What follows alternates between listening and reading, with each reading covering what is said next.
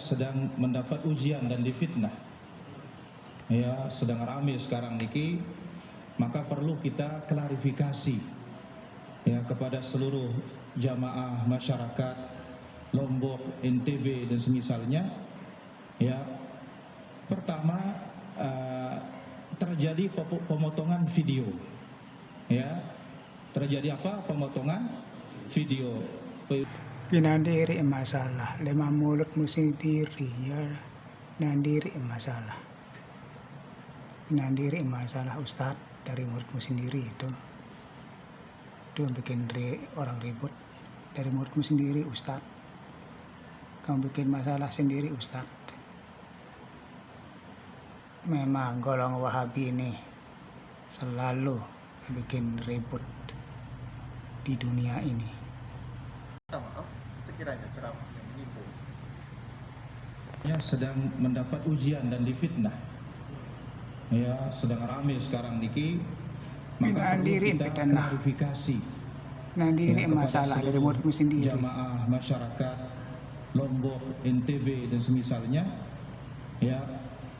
Pertama, terjadi pemotongan video, ya, terjadi apa? Pemotongan video pengajian kita di Sambantet tahun 2020. Nah, ketika kita menyebutkan, ya, dulu kita ziarah ke beberapa kuburan dan makam, ya, lalu kita sebut, ya, salah satunya disebut yaitu tentang ada salah satu makam yang namanya apa, kan aneh kita dengar gitu loh, aneh dari dirimu, ya, sendiri itu.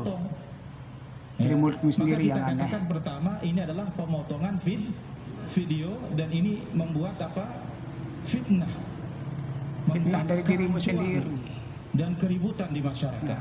Nah, Anda yang bikin ribut sendiri, ya, dari mulutmu sendiri. Itu ketika menyebutkan nama makam tersebut itu bukan dari tiang, tetapi itu menukil perkataan Tuan Guru Mahsun rahimahullahu ta'ala yang dari Pelencong, ya. Jadi apa? Pemotongan video, dan tentu tidak ada niat sama sekali untuk apa? Menghina, ya.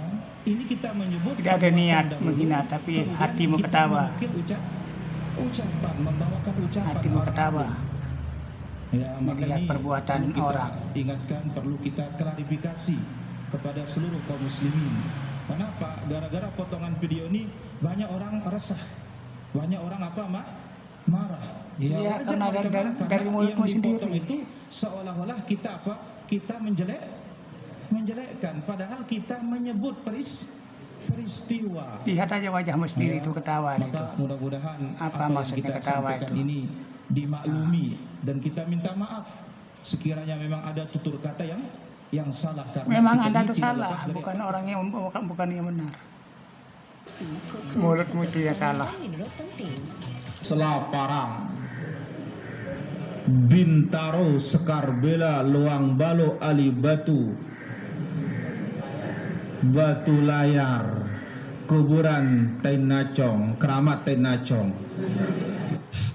Kasar itu bukan dakwah. Keras itu beda dengan kasar. Apa itu kasar? Fazzon kalau dalam Al-Quran. Walau kunta fazzon, kalau kamu kasar. Fabima rahmatim minallah lintalahum. Dengan rahmat Allah kamu bisa berlaku baik kepada mereka. Kalau engkau kasar, gholizul qalbi, hatimu keras, kejam, lam faddu min hawlik, mereka akan kabur dari sekitarmu, wahai Muhammad SAW. Jadi kasar itu gak ada tempatnya dalam dakwah. Apa salah satu penanda kasar itu? Kalau kata Imam Fairuz Abadi, khusyunatul kalam.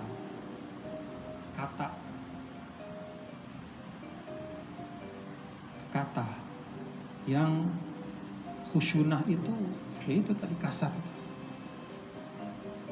Ada umpatan, ada hujatan, ada hinaan. Itu bukan dakwah itu. Jadi lembut, keras, tegas, dalam 3 ruang itulah dakwah.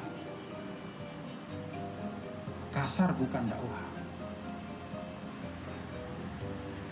Dan saudara-saudara sekalian, Rasulullah SAW tidak pernah mencontohkan kasar dalam dakwah, itu nggak pernah.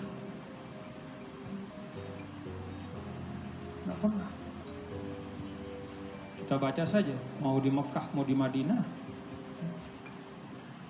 selalu mengutamakan kelembutan. Ketika perang itu keras, tapi tidak kasar. Perang ini keras. Maka di dalam Al-Quran pun ketika bicara ayat-ayat perang itu keras nadanya, keras tapi nggak kasar. Wa qatilul ladzina yuqatilunakum, ya. Dan perangilah orang yang memerangi kalian. Nah, itu keras itu, tapi nggak kasar. Jadi kekasaran itu bukan bagian dari dakwah. Makam Selapara, Bintaro, Sekarbela, Luang Balo, Ali Batu, Batu Layar, kuburan Tainacong, keramat Tainacong. Bila idealisme yang ada dalam dirimu meronta, ingin menyampaikan suatu kebenaran kepada orang lain, cobalah dibuat sedemikian rupa bagaimana kira-kira orang yang mendengarkan ucapanmu itu bisa tertawa, menyampaikan kebenaran secara persuasif. Itu sangat penting sekali, sehingga orang itu tidak merasa terpukul, tidak merasa tersinggung, tidak merasa digurui, karena banyak orang tersinggung karena merasa digurui. Itu satu yang penting. Bila engkau menyampaikan suatu kebenaran dengan marah-marah dan menghujat orang lain, apa itu si kunyuk itu, orang nggak tahu sopan satu itu, biadab, menyalahkan orang lain dan mencaci maki, kafir itu, murtad itu, musyrik itu, bid'ah gitu tuh, semacam begitu. Maka bersiaplah memakai baju besi anti peluru. Artinya akan banyak sekali orang yang akan membantai Anda, akan dimusuhi oleh orang banyak. Itu telah disampaikan pesan moral kepada harus benar. Anda boleh menyampaikan kebenaran, tapi caranya itu yang nggak benar tuh, dengan mencaci maki dan sebagainya. Makasih itu saja. Bintaro, Sekarbela, Luang Balo, Ali Batu, Batu Layar, kuburan Tainacong, keramat Tainacong. Assalamualaikum warahmatullahi wabarakatuh. Alhamdulillahi rabbil alamin, nahmaduhu wa nusalli ala rasulihil karim, amma ba'du.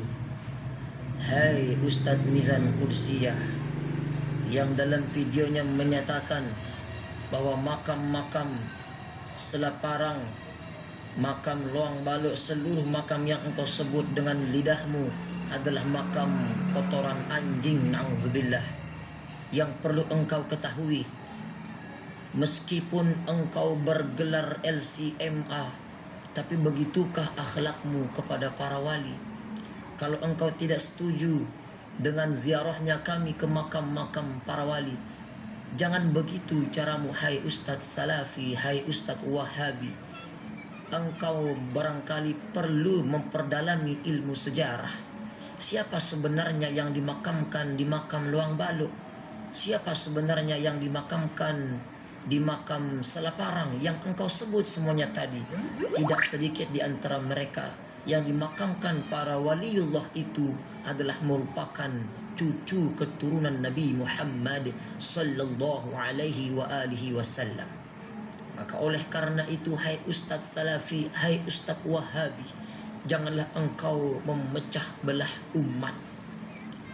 Saya santri dari Lombok berpesan, hai Ustadz Mizan Qudsiyah LCMA, hai Ustadz Salafi Wahabi, cabutlah ucapanmu itu, yang dengan ucapanmu itu engkau bahagia mungkin bersama jamaahmu tertawa terbahak-bahak.